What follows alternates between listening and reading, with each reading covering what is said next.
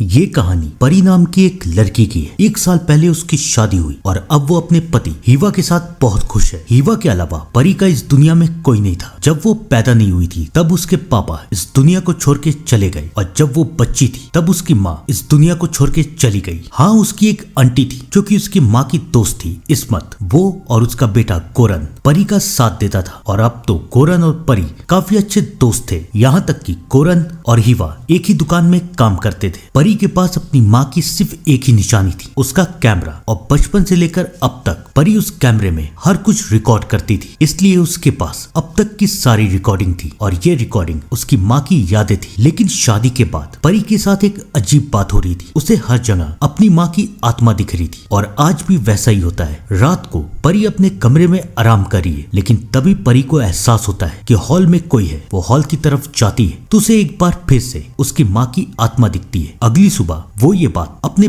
पति को बताती है, लेकिन हीवा उसे समझाता है कि तुम्हें अपनी माँ से बहुत ज्यादा प्यार था, इसलिए वो तुम्हें हर जगह दिखती है, ज्यादा फिक्र मत करो। उसके बाद हीवा तो दुकान चला जाता है, लेकिन परी घर का काम कर रही है। बेचारी परी ये नहीं देख पाती कि एक साया बार बार वैक्यूम क्लीनर का तार निकाल रहा है। कौन है ये साया, किसी को कुछ नहीं पता। लेकिन इससे पहले वहाँ कुछ हो पाता, गोरन परी से मिलने के लिए आता है। वो परी से बात करता है और फिर गोरन परी से पूछता है वॉशरूम कहाँ है। वॉशरूम यूज करने के बाद गोरन परी से बात कर रहा है और तब परी उसे समझाती है कि इस घर में तब आया करो जब मेरा पति यहाँ हो। उसे पसंद नहीं आएगा अगर उसे पता चलेगा कि तुम उसके पीठ पीछे यहाँ पर आते हो। ये सुन के गोरन को बहुत बुरा लगता है। वो वहाँ से चला जाता है, लेकिन खैर क्या कर सकते हैं। गोरन के जाने के बाद परी काम कर रही है और फिर से परी को वही साया दिखता है और इस बार एक नहीं बल्कि कई आत्माएं। इससे पहले परी कुछ समझ पाती, वहाँ पर उसका पति आ जाता है। वो फिर से हीवा को सब कुछ बताती है, लेकिन हीवा उसकी बातों का यकीन नहीं करता। परी समझ चुकी थी कि जब तक उसके पास कोई सबूत ना हो तब तक उसका पति उसकी बातों पे यकीन नहीं करेगा। वो फैसला करती है कि आज रात उसके साथ जो कुछ भी होगा वो उसकी रिकॉर्डिंग बनाएगी और अपने पति को दिखाएगी। रात होती है और जैसा कि परी ने सोचा था, फिर से आत्माएं परी को तंग करने लगती है। परी वो सब रिकॉर्ड करती है, लेकिन जब अगले दिन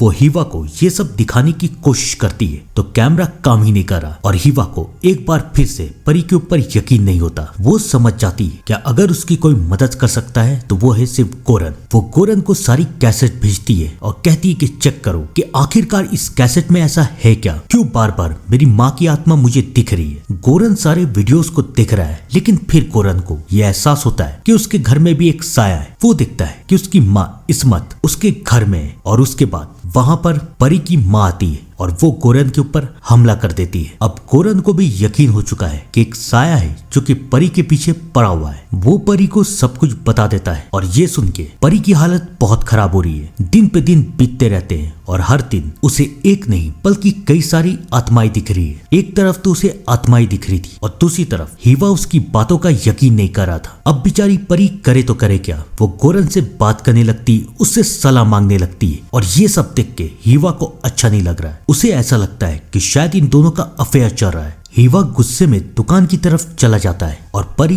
गोरन से मिलने के लिए जाती है। गोरन उसे समझाता है कि तुम्हारे साथ जो हो रहा है वो जादू है। तुम्हें तो पता है ना कि मेरी माँ इस्मत काला जादू करना जानती है, तो इसलिए मैं ये समझ सकता हूँ कि तुम्हारे ऊपर कोई जादू हुआ है। और उसके बाद फिर गोरन परी को एक रिकॉर्डिंग दिखाता है जो कि उसके घर की थी और उस रिकॉर्डिंग में साफ साफ एक साया परी के पीछे पड़ा हुआ है। ये सब देख के परी बहुत डर जाती है, लेकिन इससे पहले उन दोनों के बीच में और भी बातें हो पाती। वहाँ पर हीवा आ जाता है और हीवा गोरन को मारने लगता है। परी अपने पति को समझाने की कोशिश करती है कि तुम जो सोच रहे हो वो सही नहीं है, लेकिन हीवा उसकी कोई बात नहीं सुन रहा। परी गुस्से में वहाँ से चली जाती है और गोरन हीवा को सब कुछ बताता है, सारी सच्चाई, और उसे वो रिकॉर्डिंग भी दिखाता है। अब हीवा को भी धीरे धीरे परी के ऊपर यकीन हो रहा है, लेकिन इन सब से परी की मुश्किलें दूर थोड़ी ना होगी। आत्माएं तो अब भी परी के पीछे पड़ी हुई, लेकिन आत्माएं से परी को नहीं बल्कि गोरन को भी दिख रही थी। परी की माँ की आत्मा गोरन और परी दोनों के पास जाती थी, लेकिन क्यों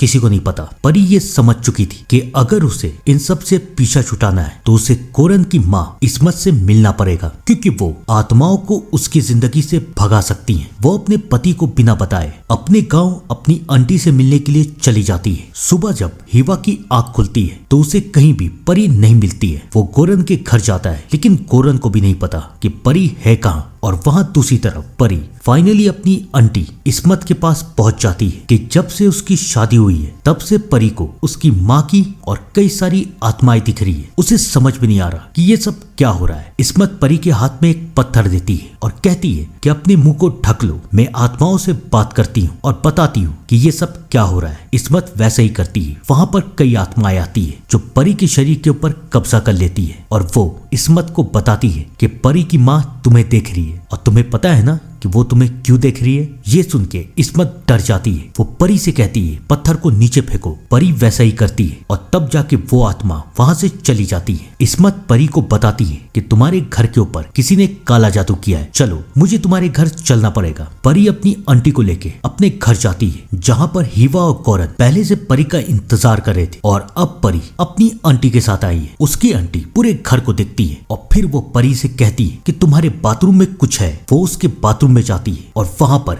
एक पोटली को निकालती है। उस पोटली को देख के सब कुछ चौंक जाते हैं कि आखिरकार ये उनके बाथरूम में कैसे पहुंची। और तब इस्मत परी को बताती है कि इस पोटली को यहाँ पर रख के किसी ने तुम पे काला जादू किया था, लेकिन अब डरने की कोई बात नहीं, मैं इसे जला दूंगी और सब कुछ खत्म हो जाएगा। परी इस्मत से उस पोटली को ले लेती है। हिवा को लगता है कि सब कुछ खत्म हो चुका है। गोरन और इस्मत भी वहां से चले जाते हैं लेकिन परी को अभी भी तसल्ली नहीं हुई। अगले दिन वो उस पोटली को लेके एक बाबा के पास जाती है। उस पोटली को देखने के बाद बाबा परी को समझाते हैं कि ये कोई जादू वुदू नहीं है, ये तो बस एक ऐसी बेकार सी पोटली है, जरूर कोई तुम्हें डरा रहा होगा। ये सुन के परी को बहुत अजीब लगता है, कैसा कैसे हो सकता है। उसकी आंटी ने तो कहा था कि ये काला जादू का सामान है, लेकिन उसकी आंटी उससे झूठ क्यों बोल रही है। वो इस बात का पता लगाने के लिए गोरन के घर जाती है लेकिन गोरन तो दुकान में हिवा के साथ काम कर रहा है, वो तो घर में है नहीं। लेकिन परी का ध्यान सारे कैसेट्स की तरफ जाता है और फिर परी की माँ की आत्मा उसे कुछ दिखाने लगती है और परी ये देखती है कि गोरन बचपन से ही उससे प्यार करता था। वो हमेशा से परी से शादी करना चाहता था लेकिन वो तो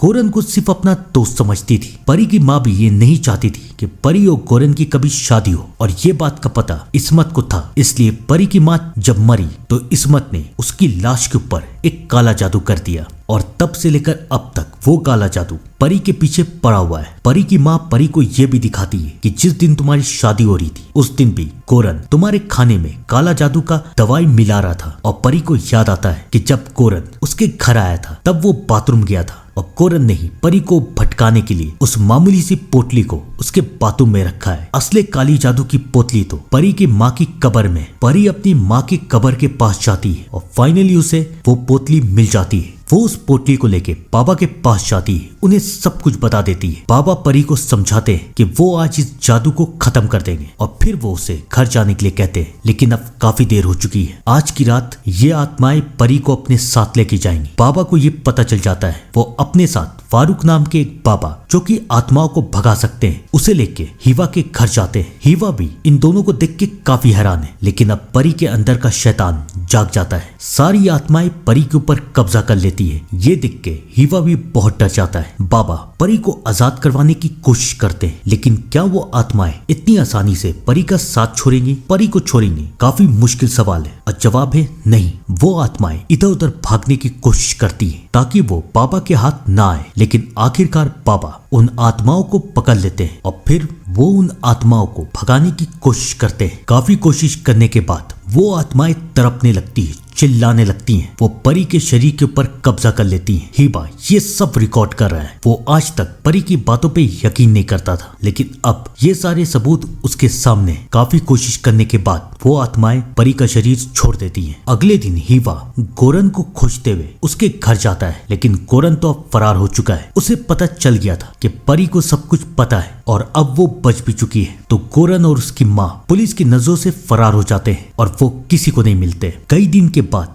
बाबा परी को बताते हैं कि तुम्हारे माँ के ऊपर और तुम्हारे ऊपर जो जादू किया गया था वो इस दुनिया का सबसे खतरनाक जादू है। तुम पे और तुम्हारी माँ के ऊपर एक जिन को छोड़ा गया था जिसका नाम है इफरित। ये एक बहुत ही खतरनाक जिन है। और तब परी को समझ में आता है कि हर बार उसे उसकी माँ क्यों दिखती थी उसकी माँ उसे बचाना चाहती थी, उसे बताना चाहती थी कि इस्मत और गोरन ने उसके साथ क्या किया है। वो अपनी बेटी को बार बार बचाने के लिए उसके सामने आती थी और अब फाइनली परी बच चुकी है। लेकिन क्या ये पूरा सच है? 1 साल बीत जाता है और अब परी माँ बनने वाली है। लेकिन याद है ना, गोरन और इस्मत अभी तक फरार है और वो परी पे कभी भी हमला कर सकते हैं। मुझे लगता है कि इस कहानी का पार्ट 2 भी आना चाहिए। आपको क्या लगता है? कमेंट करके जरूर बताइएगा। तब तक के लिए thank you and good bye.